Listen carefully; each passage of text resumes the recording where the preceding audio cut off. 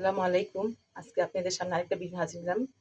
কচু শাক বুটের ডাল দিয়ে রান্না করে দেখাবো। তখন প্রথমে আমি তেলে দিয়ে দিলাম শুকনা মরিচ। আমার শুকনা মরিচটা ভাজা হয়ে গেছে। এখন আমি দিয়ে দিব কালো জিরা। এখন আমি দিয়ে দিব রসুন কুচি, পেঁয়াজ কুচি, কাঁচামরিচ কাটা। কচুতে বেশি করে রসুন দেওয়া লাগে। আমি রসুন পেঁয়াজটা ভালো করে নাড়াতে করছি। ভালো করে ভাজা ভাজা হয়ে গেলে তখন আমি অন্য মশলা দিব। এখন আমি দিয়ে দিব আদা বাটা, সামান্য পরিমাণ পানি দিয়ে দেখি। এখন আমি দিয়ে দিব হলুদ, 1 চামচ হলুদের ফাঁকি, সামান্য পরিমাণ মরিচের ফাঁকি, পরিমাণ মতন হলুদ লবণ, ধনিয়ার ফাঁকি,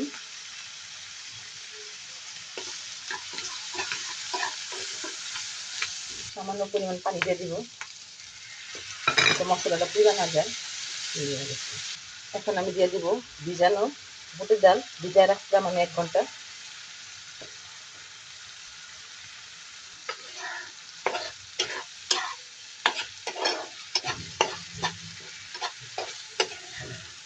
অনেক বাচ্চারা কচু শাক খাইতে চায় না, মনে করেন বুড়ি ডাইলা দিলে অনেক বাচ্চারা বুড়ি ডাল পছন্দ করে, তো কচু শাকের সাথে শাকের সাথে রান্না করে খাওয়াইতে পারেন আপনাদের বাচ্চাদেরকে।